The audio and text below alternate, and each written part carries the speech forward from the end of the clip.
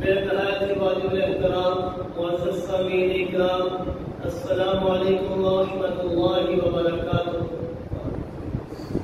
دعا میں التجا ہے اللہ رب العزت کی بارگاہ سے کہ رب کائنات مجھے کلمہ حق بیان کرنے کی توفیق عطا فرمائے اور بعد میں ہم سب کو اس پر صحیح معنوں میں عمل کرنے کی بھی توفیق عطا فرمائے۔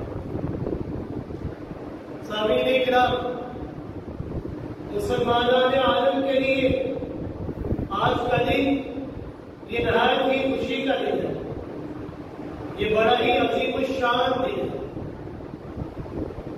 اس دن کو ہم عید الاضحیٰ کہتے ہیں، بڑی عید کہا جاتا ہے اس دن۔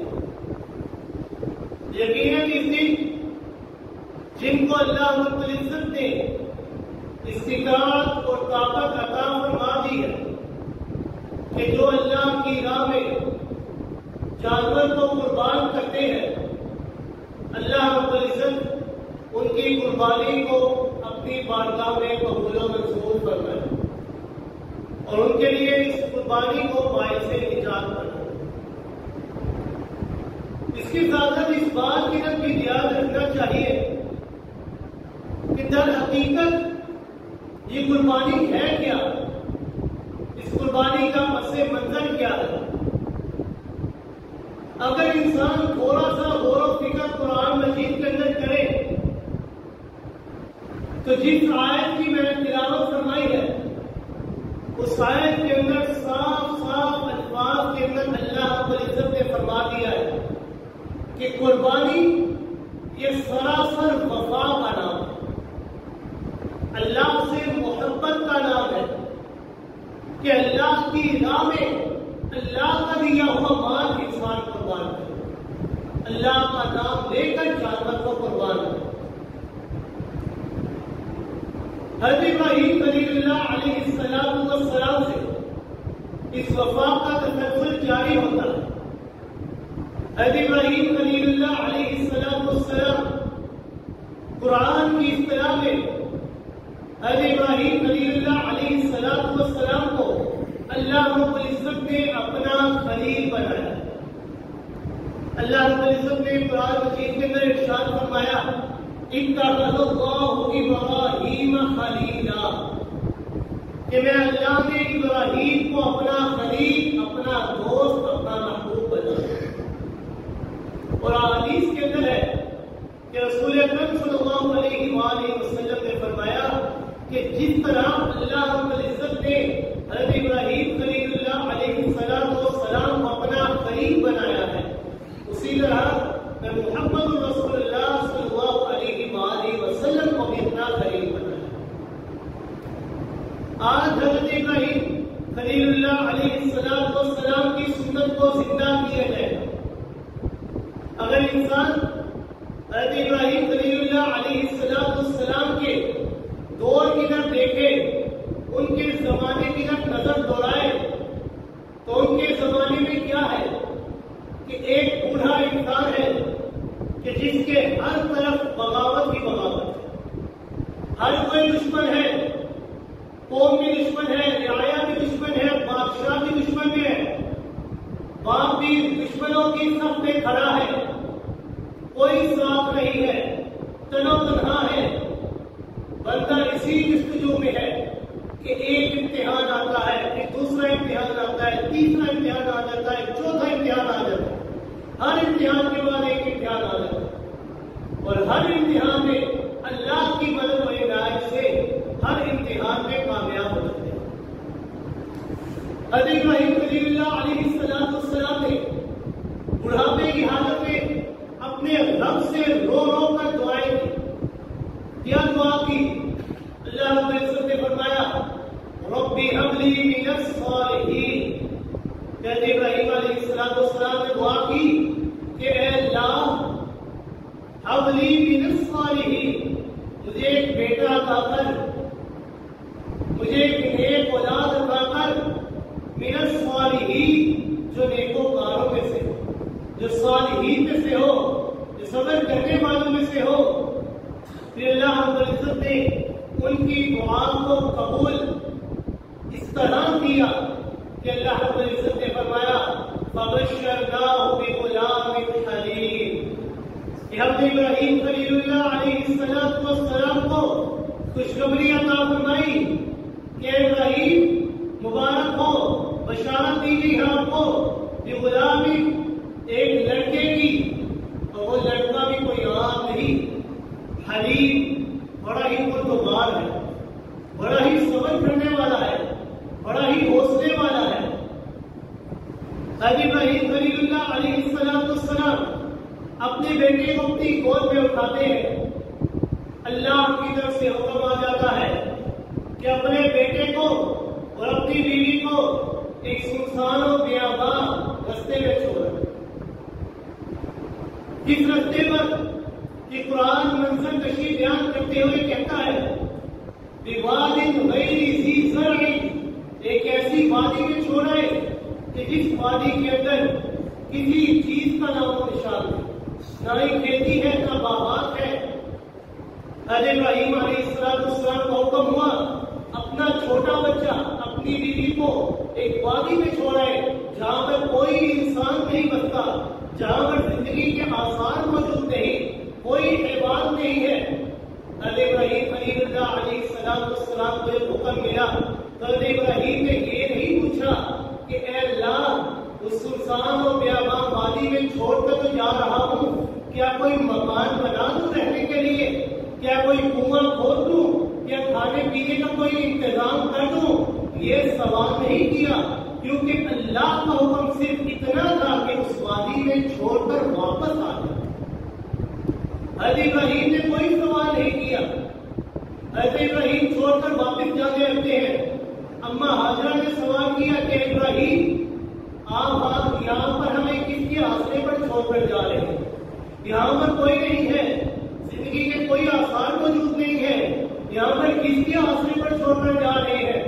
حضرت ابراہیم نے کوئی جواب نہیں دیا۔ اما ہاجرہ آخر ہے تو پیغمبر کی بیوی، سمجھ گئی، سوال کا انداز تبدیل کر دیا، سوال کیا کہ ابراہیم جاتے جاتے یہ تو بتا دیجئے کہ آپ اپنی مرضی سے کر رہے ہیں یا اللہ امر لگا کہ اللہ نے آپ کو حکم دیا ہے؟ حضرت ابراہیم نے جواب دینے کے لیے لب نہیں کیا، اپنی زبان پر ہی کھولا، بلکہ شہادت کی انگلی کو آسمان کی طرف اٹھا دیا کہ اللہ کا حکم ہے، میری مرضی نہیں۔ تو اما ہاجرہ نے فرمایا کہ ابراہیم جب اللہ کا حکم ہے تو اذا لا یضیعن اللہ، تو پھر آپ بے فکر ہو کر چلے جائے، جس ذات کا حکم ہے وہی ذات ہماری حفاظت کرے گی، وہ ہمیں ضائع نہیں ہونے دے گی۔ حضرت ابراہیم خلیل اللہ علیہ السلام نے اس امتحان کے اندر بھی کامیابی حاصل کی۔ ابھی امتحان ہی گزرا تھا کہ کچھ عرصے کے بعد ایک اور امتحان آ جاتا کہ اللہ رب العزت حضرت ابراہیم خلیل اللہ علیہ السلام کو ایک خواب کے طور پر وحی نازل کرتے ہیں کہ اے ابراہیم آپ اپنے بیٹے کی گردن کے اوپر چھری چلائیں۔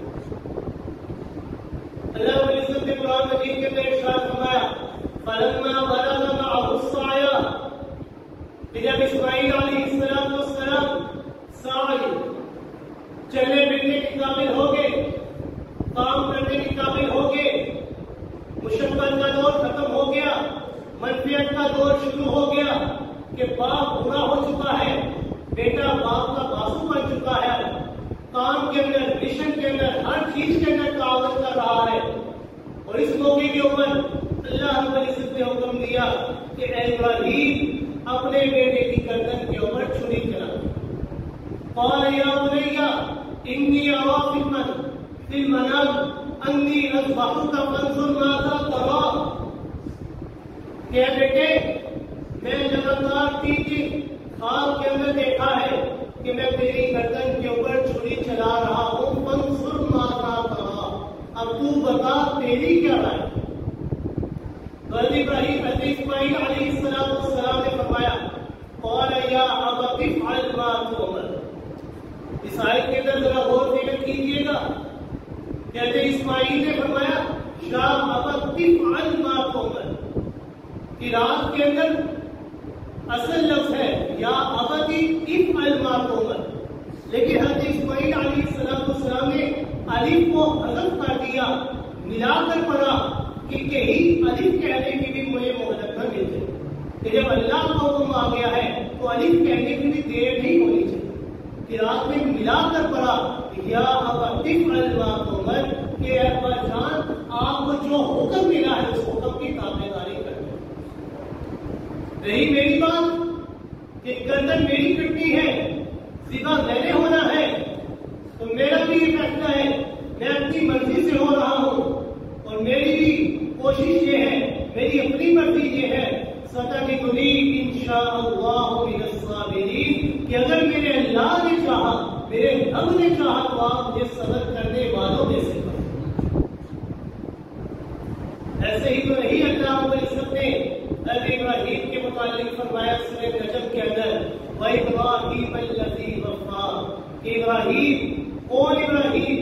وہ ابراہیم کہ جس نے وفاؤں کی انتہا کر دی، جو وفاؤں کا بادشاہ ہے، جو دوست بنا ہے، پھر دوستی کر کے بے وفائی نہیں کی، ایسی دوستی کی ہے کہ ہر محبت کو اللہ کی محبت کے اوپر قربان کر دیا۔ یہ نہیں کہا کہ اللہ میں برا ہو چکا ہوں، کمزور ہو چکا ہوں، میری ہڈیاں کمزور ہو چکی ہیں، میرا ایک ہی سہارا ہے میرا بیٹا، ساری قوم میری دشمن ہے، میرا باپ بھی دشمنوں کی طرف میں کھڑا ہے، اب ایک ہی سہارا ہے بیٹا، اس کو بھی میں ذبح کر دوں۔ بلکہ حضرت ابراہیم علیہ السلام نے فرمایا کہ کوئی یہ نہ سمجھے کہ ابراہیم کمزور ہو چکا ہے، کیونکہ میں ابراہیم نے اپنے رب کو دل دے دیا ہے، اور جب میں نے اپنے دل کو اللہ کے حوالے کر دیا ہے تو اس دل کے اندر اللہ کی محبت کے علاوہ اور کسی کی محبت نہیں آئے گی، جس کی طرف اللہ اشارہ کریں گے اس کی محبت کرتی چلی جائے۔ یا ابتی افعل ما تؤمر کہ ابا جان آپ کو جو حکم ملا ہے اس حکم کی تابعداری کریں۔ سوال یہ ہوتا ہے کہ ابراہیم علیہ السلام اللہ کے پیغمبر ہیں، خواب کے اندر جو دیکھا وہ وہی ہے، تو حضرت ابراہیم اپنے بیٹے سے کیوں اجازت دے رہے ہیں؟ بیٹے سے کیوں پوچھ رہے ہیں کہ میرے بیٹے فنصر ماذا ترى، تو بتا تیری کیا رائے؟ اس کی وجہ یہ ہے، ایک وجہ تو یہ بیان کی گئی کہ اللہ کا یہ امتحان یہ بہت بڑا امتحان تھا کہ ایک ہی سہارا ہے، اپنی سگی اولاد ہے، اس کی گردن کے اوپر چھری چلانی ہے، یہ بہت بڑا امتحان ہے۔ جب امتحان بڑا ہے تو اس کا بدلہ، اس کا اجر بھی بدلہ بڑا ہوگا۔ تو ابراہیم یہ چاہتے تھے کہ جب امتحان بڑا ہے تو میرا بیٹا بھی اس امتحان کے اجر کے اندر شامل ہو۔ اور دوسری وجہ یہ بتائی گئی کہ جب حضرت ابراہیم علیہ السلام نے حضرت اسماعیل سے پوچھا کہ بیٹے تیری کیا رائے ہے، تو حضرت اسماعیل علیہ السلام اپنی رائے کو پیش کر دیں تاکہ جب گردن میں چھری چلائی جائے تو حضرت ابراہیم علیہ السلام کے دل کے اوپر کوئی بوجھ نہ ہو کہ اپنے بیٹے کی گردن میں چھری چلا۔ حضرت اسماعیل علیہ السلام کو میدان بنا میں لے کر جاتے ہیں ابراہیم، وہاں پر جا کر لٹا دیتے ہیں۔ قرآن کے اندر اللہ رب العزت نے اس منظر کو یوں بیان کیا، فَلَمَّا أَسْلَمَا وَتَلَّهُ لِلْجَبِينِ، اسلما کہ جب دونوں کی طرف سے تسلیم و رضا ہو گئی، دونوں راضی ہو گئے، ایک کٹنے کے لیے راضی ہو گیا، ایک کاٹنے کے لیے راضی ہو گیا، ایک ذبح کرنے کے لیے تیار ہو گیا، دوسرا ذبح ہونے کے لیے تیار ہو گیا، وَتَلَّهُ لِلْجَبِينِ، اور کروٹ کے بل ان کو لٹا دیا گیا، چھری کو تیز کر دیا گیا۔ حضرت ابراہیم علیہ السلام حضرت اسماعیل کی گردن کے اوپر چھری چلاتے ہیں، تو مجھے بتائیے کیا چھری چلتی ہے؟ چھری نہیں چلتی، کیوں؟ حالانکہ چھری کا کام ہے کاٹنا، چھری کاٹتی نہیں۔ کیوں نہیں کاٹتی؟ یہ اس لیے نہیں کاٹتی کیونکہ اختیار اللہ کے پاس ہے، اللہ کا جو فیصلہ ہوگا وہی ہوگا، مخالف الذات اللہ کی ذات ہے، چھری کا کام ہے کاٹنا لیکن نہیں کاٹتی، اس لیے کہ اللہ کا فیصلہ نہیں۔ اللہ رب العزت نے حضرت ابراہیم کو حکم دیا اپنے بیٹے کی گردن میں چھری چلائے، چھری چلاتے ہیں لیکن چھری چلتی نہیں، بڑا زور لگاتے ہیں لیکن چھری نہیں چلتی۔ اللہ رب العزت نے حضرت ابراہیم علیہ السلام کو آواز وَنَادَيْنَاهُ أَن يَا إِبْرَاهِيمُ، ہم نے پکارا اے ابراہیم قد صدقت الرؤیا، کہ ابراہیم آپ نے اپنے خواب کو سچ کر کے دکھا دیا، جو آپ کو رب نے حکم دیا تھا آپ نے رب کے تابع داری کر کے دکھا دی ہے، کوئی پیچھے نہیں ہٹے، کوئی سوال جواب نہیں کیا، جو حکم ملا اس حکم کی تابع داری کر دی ہے۔ قد صدقت الرؤیا، اپنے خواب کو پایا تکمیل تک پہنچا دیا ہے۔ تو پھر اللہ رب العزت نے فرمایا انا کذالک نجزی المحسنین، پھر ہم اپنے نیک بندوں کو بدلہ اس طرح عطا کرتے ہیں کہ وہ جو میں اللہ سے مانگتے ہیں کہ اللہ ان کی مرادوں کو پورا کر دیا جاتا ہے، میں ان کی دعاؤں کو قبولیت عطا کر دیتا ہوں، جو مجھ سے مراد مانگتے ہیں ان کی مراد کو پورا کر دیا کرتا ہوں۔ قرآن مجید کے اندر اللہ رب العزت نے لفظ ذکر کیا ان ھذا لہو البلاء المبین، کہ یہ امتحان یہ بڑا ہی سخت امتحان تھا، سخی امتحان تھا، بہت بڑی آزمائش تھی۔ حضرت ابراہیم کے اوپر آزمائش بڑی آئی تھی، اور اس آزمائش کے بڑے ہونے کے لیے اتنی ہی دلیل کافی ہے کہ خود امتحان لینے والا قرآن کے اندر کہہ رہا ہے ان ھذا لہو البلاء المبین، کہ یہ امتحان کوئی معمولی امتحان نہیں، بہت بڑا امتحان تھا۔ ہم نے حضرت ابراہیم سے بہت بڑا امتحان لیا۔ حضرت ابراہیم علیہ السلام اپنے اس امتحان کے اندر کامیاب ٹھہرے تو اللہ نے بدلہ کیا عطا کیا؟ اللہ نے بدلہ اس صورت میں عطا کیا وَفَدَيْنَاهُ بِذِبْحٍ عَظِيمٍ، کہ ہم نے حضرت اسماعیل علیہ السلام کو سائڈ میں کر دیا اور جنت سے ایک بچڑا لا کر ایک دمبا لا کر دیا اور اس کی گردن میں چھری چلائی جاتی۔ اگر انسان قرآن کے اندر غور و فکر کرے تو اللہ رب العزت نے دو جملے ذکر کیے۔ پہلا جملہ بلاء المبین، کہ بہت بڑی آزمائش، دوسرا جملہ بذبح عظیم، بہت بڑی قربانی عطا۔ بہت بڑی قربانی کس طرح دی؟ اس کا ایک مطلب تو یہ ہے کہ اللہ رب العزت نے حضرت ابراہیم علیہ السلام کے لیے جو جانور لے کر آئے وہ جانور جنت سے آیا تھا، اور وہ بہت بڑا جانور تھا، کوئی چھوٹا جانور نہیں تھا، بہت بڑا جانور تھا۔ اسی لیے فرمایا بذبح عظیم، کہ ہم نے اس کے بدلے میں بہت بڑا جانور ان کو عطا کیا۔ اور دوسرا معنی یہ ہے کہ اللہ نے ان کی عظمت کو قبول کر دیا، ان کی عظمت کو شرف بخش دیا تھا۔ کس طرح کہ ہمارے جو جانور آتے ہیں وہ اس دنیا کی منڈیوں سے آیا کرتے ہیں، لیکن حضرت ابراہیم خلیل اللہ علیہ السلام کی شان کو دیکھیے کہ ان کے لیے جو جانور آتے ہیں وہ اللہ جنت سے بھیجا کرتے ہیں۔ وَفَدَيْنَاهُ بِذِبْحٍ عَظِيمٍ، کہ بہت بڑی قربانی ہم نے ان کو عطا کی۔ وَتَرَكْنَا عَلَيْهِ فِي الْآخِرِينَ، اور ہم نے بعد میں آنے والوں کے لیے ان کے اوپر لازم کر دیا ہے۔ کس چیز کا لازم کر دیا ہے؟ سلام علی ابراہیم، کہ جب تک قیامت کی صبح نہیں کرے گی تب تک وہ ساری انسانیت حضرت ابراہیم کے اوپر سلامتی کی دعا کرتی رہے گی۔ کس طرح دعا کرتی رہے گی؟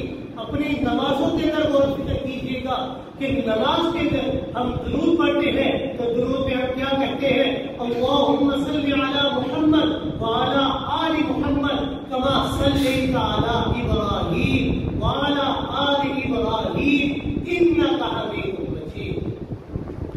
اس بعد میں آنے والی ساری انسانیت ابراہیم کے اوپر درود دیتے، سلام دیتے۔ اور اس کا دوسرا معنی وَتَرَكْنَا عَلَيْهِ فِي الْآخِرِينَ، کہ بعد میں آنے والوں کے لیے ہم نے چھوڑ دیا ہے کس چیز کو؟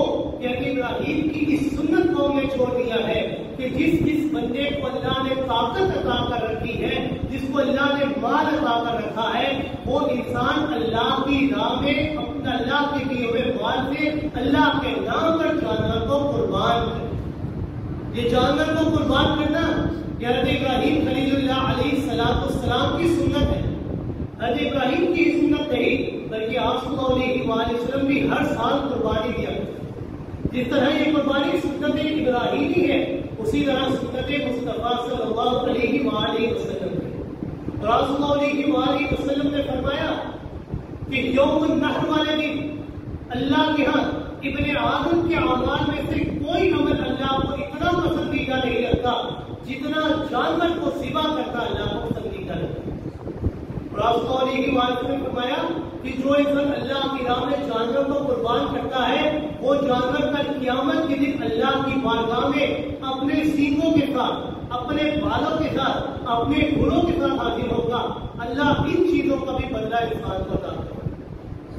اور آپ صلی اللہ علیہ وسلم نے فرمایا کہ جو انسان من وجد ساعتا فلم یضحی، جو انسان طاقت رکھتا ہے اس بات کی کہ وہ قربانی کرے پھر بھی وہ قربانی نہیں کرتا، تو ایسی بندے کے متعلق آپ صلی اللہ علیہ وسلم نے وعید فرمائی ہے۔ کیا وعید؟ اے فلا یحضر مصلانا، کہ ایسا بندہ ہماری عیدگاہ کے بھی قریب نہ ہے۔ لہٰذا جس بندے کو اللہ نے طاقت عطا فرما رکھی ہے اس کو چاہیے اللہ کے نام پر، اللہ کے دیے ہوئے مال سے اللہ کے نام پر جانور کو قربان کرے۔ اللہ رب العزت سے دعا ہے کہ اللہ رب العزت جو بندہ اللہ کے نام پر جانور کو قربان کر رہا ہے ان کی قربانی کو ان کے اپنی بارگاہ میں قبول و منظور فرمائے اور ان کے لیے ان کی اس قربانی کو باعث نجات فرمائے۔ عید کی نماز کے پر طریقہ سن لیں۔ سب سے پہلے 2 رکعت نماز کے بعد عید الاضحیٰ محترم قبلہ کے 6 زائد تکبیروں کے ساتھ سب سے پہلے تکبیر کی جائے گی، اللہ اکبر کہا جائے گا، ہاتھ اٹھا کر باندھ دیا جائے گا، پھر ثنا پڑھی جائے گی، ثنا پڑھنے کے بعد 3 تکبیرات ہوں۔ پہلی تکبیر اللہ اکبر ہاتھ اٹھا کر چھوڑ دینے، پھر دوسری تکبیر ہاتھ اٹھا کر چھوڑ دینے، پھر تیسری تکبیر ہاتھ اٹھا کر باندھ دینے، پھر اس کے بعد سورہ فاتحہ پڑھی جائے گی، سورت ملائی جائے گی، رکوع اور سجدہ کیا جائے گا، پھر دوسری رکعت میں کھڑے ہوں گے تو پہلے سورہ فاتحہ پڑھی جائے گی اور سورت ملائی جائے گی، پھر اس کے بعد 4 تکبیریں ہوں گی۔ پہلی تکبیر ہوگی اللہ اکبر ہاتھ اٹھا کر چھوڑ دینے، پھر دوسری تکبیر اللہ اکبر ہاتھ اٹھا کر چھوڑ دینے، پھر تیسری تکبیر اللہ اکبر ہاتھ اٹھا کر چھوڑ دینے ہیں، اور چوتھی تکبیر ہوگی تو اس میں رکوع میں چلے جاتے ہیں، پھر رکوع میں جانے کے بعد سجدہ تشہد ہوگا، پھر اس کے بعد خطبہ ہوگا اور خطبے کے اندر ہی